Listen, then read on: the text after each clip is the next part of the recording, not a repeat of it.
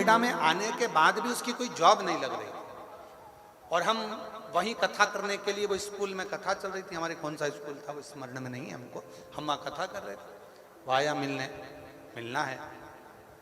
अब हम तो कुछ बताते ना करते, उसने कहा गुरुजी प्रणाम, ऐसा ऐसा है, क्या करें? तो हमने कहा बस मंदिर में झाड़ू पोछा करो, सेवा करो, एक लोटा जल चढ़ाओ, इससे बढ़कर क्या है? उसकी नौकरी करोगे तो वो तनख्वाह देना चालू करेगा, जिसकी भी नौकरी करोगे तनख्वाह तो देगा। वो अमित रघुवंशी ने शिव जी के मंदिर जाना चाहिए, और बाबा की ऐसी कृपा हुई, एक ही काम करता था, मंदिर में केवल जाता था, क्योंकि इतनी दूर लोटा ले जाने में उसको दिक्कत होती थी, तो मंदिर की जो बाल्टी होती थी पानी की, उस पानी की बाल्टी को नल से भरकर मंदिर में रख देता था। बस एक ही काम करता था, बाल्टी को भर के मंदिर में रख देता था, और जो आता था वो मंदिर को एक बाल्टी, जो दूर रहते वो लोटा नहीं लाते तो वहां से भर भर के चढ़ाते।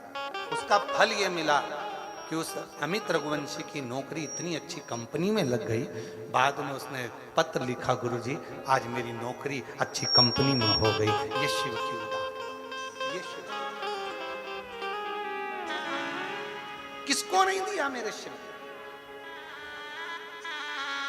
मेरे शंकर भगवान किसको नहीं देते? सबको। ऐसा कोई नहीं है संसार सागर में जिसको शंकर भगवान ना देते, शिव ना देते।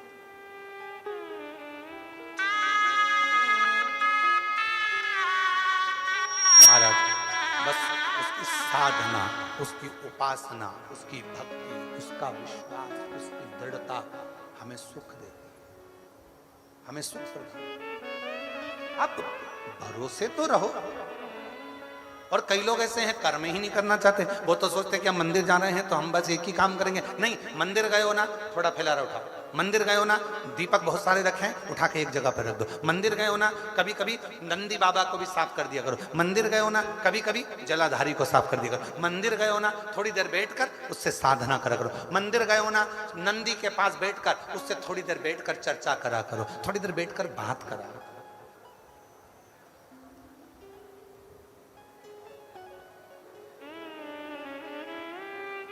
बैठ गए वो, आ बैठ मेरे पास तुझे बैठ मेरे पास,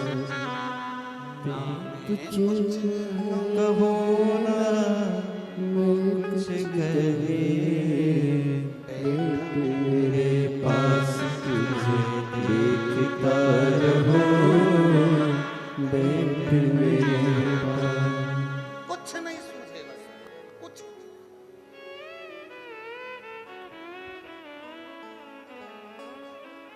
शिव जी के मंदिर में जो जाना प्रारंभ करते हो, शंकर जी के मंदिर में जो तुम झाड़ू लगाना प्रारंभ करते हो, हमने कहा था बेलपत्र सिद्ध है, शिव जी पे चढ़ा जल सिद्ध है, रुद्राक्ष सिद्ध है, शंकर जी पे चढ़ी हुई भस्म सिद्ध है।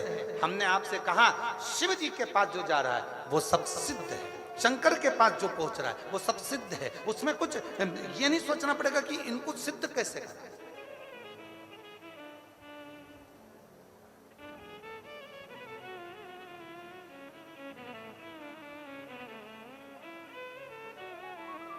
शिव जी को जल सोने के लोटे से चढ़ाया जाता है, चांदी के लोटे से चढ़ाया जाता है, तांबे के लोटे से चढ़ाया जाता है, पीतल के लोटे से चढ़ाया जाता है, स्टील के लोटे से चढ़ाया जाता है, कांसे के लोटे से चढ़ाया जाता है, हीरे के लोटे से चढ़ाया जाता है, पन्ना के लोटे से चढ़ाया जाता है। काय के लोटे से शंकर भगवान जल को स्वीकार करते हैं। जम के बोले, जम के तांबे के लोटे से शिव जल को स्वीकार। क्यों भैया? चांदी क्या शिव स्वीकार नहीं करते? सोना क्या शिव स्वीकार नहीं करते? हीरे जवाहरात ये सब क्या शिव स्वीकार नहीं करते?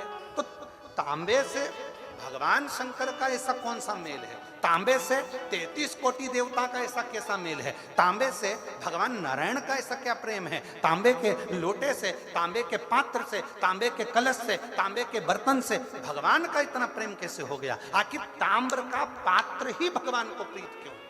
33 कोटि देवता को तांबे का बर्तन ही क्यों अच्छा लगता है? स्टील क्यों नहीं अच्छा लगता, सोना क्यों नहीं अच्छा लगता, चांदी क्यों नहीं अच्छी लगती, कांसा क्यों नहीं अच्छा लगता, पीतल क्यों नहीं अच्छा लगता? उनको सोना ही क्यों भाता, उसको तांबा ही क्यों भाता? तांबे की मूलता क्या है? और ये प्रश्न केवल एक नहीं है, ये प्रश्न कई लोगों का कि भगवान को तांबे का लोटा, तांबे का पात्र, तांबे का बर्तन, शिव को, राम को, कृष्ण को, भगवान को। अब दुनिया के लोग चांदी का प्रयोग करने लगे, चांदी का लोटा होना, चांदी का ये होना, चांदी का वो होना। अब थोड़ा सा अपना अपना भाव है, हम बोलेंगे तो लोगों को थोड़ी काली मिर्ची लग जाती है, इसलिए हम बोलते हैं। अब लोगों का मन का भाव हो गया कि हम करोड़पति हैं तो चांदी से अभिषेक करेंगे, हम धनपति हैं तो शिव जी को, राम जी को, कृष्ण जी को, मेरे भगवान को, 33 कोटि देवता को अगर कोई पात्र अच्छा लगता है तो वो तांबे का पात्र अच्छा लगता है, बाकी के पात्र से कोई मतलब नहीं। और वो भी क्यों लगता है, किस लिए लगता है? उस तांबे के पात्र में ऐसी क्या प्रीत है?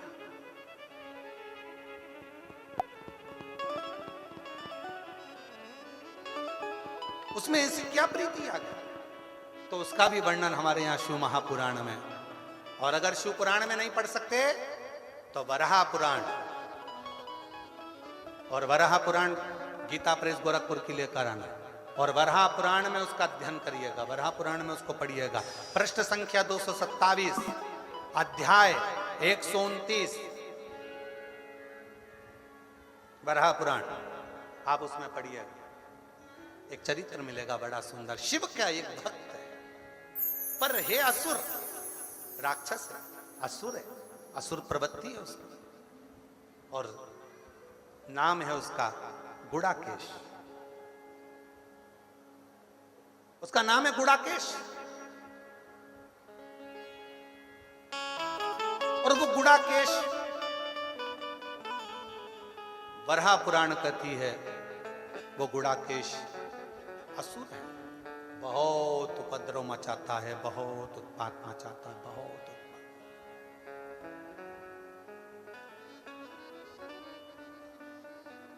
थोड़ा ध्यान दीजिएगा, चांदी के बर्तन से अगर आप पूजन कर रहे हो तो चांदी के बर्तन को सिद्ध करना पड़ेगा। सोने के बर्तन से अगर आप पूजन कर रहे हो तो सोने के बर्तन को सिद्ध करना पड़ेगा।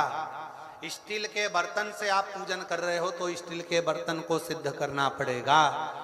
केवल एक पात्र होता है तांबा, जिस पात्र को सिद्ध नहीं करना पड़ता वो अपने आप सिद्ध रहता है, अपने आप। वराह पुराण कर रही है, शिव पुराण वर्णन कर रही है।